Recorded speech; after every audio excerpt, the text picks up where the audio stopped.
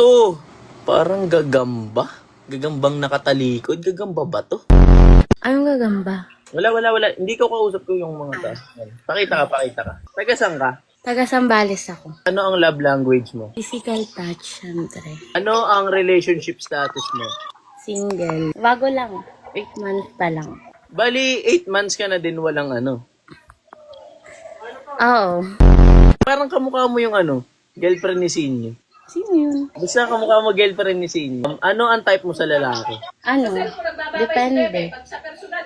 Sino ba yung maingay? Si mama ko maingay. May pinto ka ba dyan? Sara mo kaya?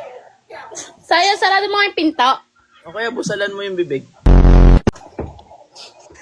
Yung mama ko yun, gag. Okay, ano yung type mo sa lalaki? Syempre, mabait. Ano naman yung pet peeve mo? Ma, ang ingay mo, ma! Lumabas nga ako ng kwarto kasi umano nga ako sa kwarto kasi ang ingay nyo. Yung ingay nyo pa din. Sige, lumabas pa kayo dito, ah.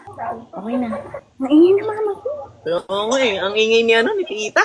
Ang ingay mo, ma, dyan na lang kayo. Huwag na kayong lalabas. Hindi mo nasa job interview ka.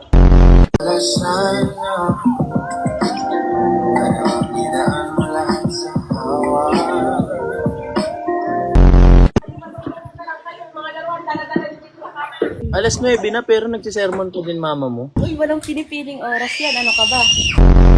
Tita, suluhin ko po muna anak nyo. Saglit lang po to. Pare, may ginagawang tao eh. Busy po yung anak nyo. Huwag nyo po gambalain. Solo ko po muna.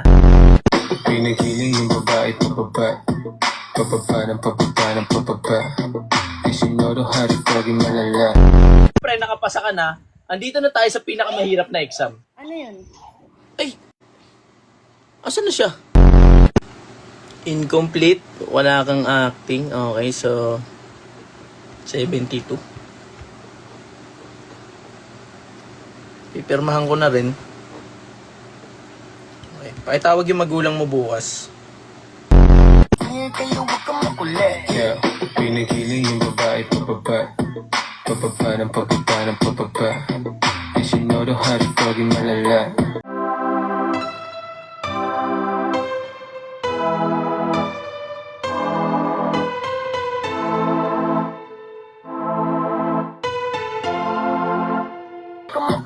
Yeah, pinagiling yung babae pababa. Pababa. Gusto ko ikaw ang magtanong kay Lace. Ano ang itatanong ko? Sabihin mo, Lace, pwede mo ba akong i-headlock tas Glock? Oh! Wait lang!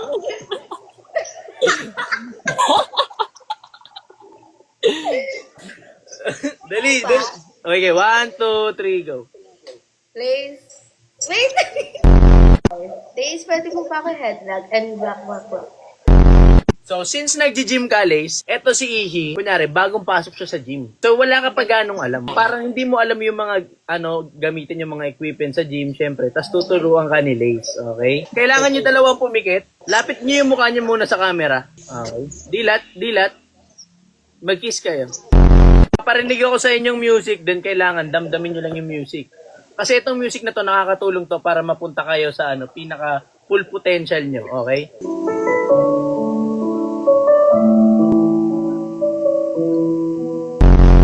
Pikit lang ha, pikit.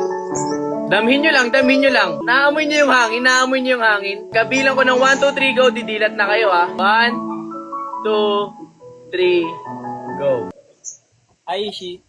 Hi, Lace. Bago ka lang ba dito? Oo, bago lang ako dito.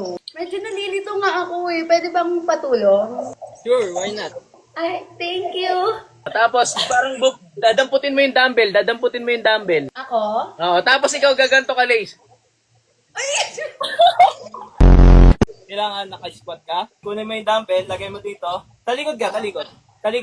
Tapos ganito mo yung dumbbell. Tapos, squat ka pa gano'n. Oh, gusto mo ispatan kita? Inispatan ka ni Lace. Malapit na. Last 2 set. Malapit na. So, kunyari, ayun na. Nagkakilala kayo dahil sa live na to. Teka, nag-chat kayo. Lace, kung sakaling mag-first date kayo ni Ishi, saan mo siya i-date? 3 hours coffee.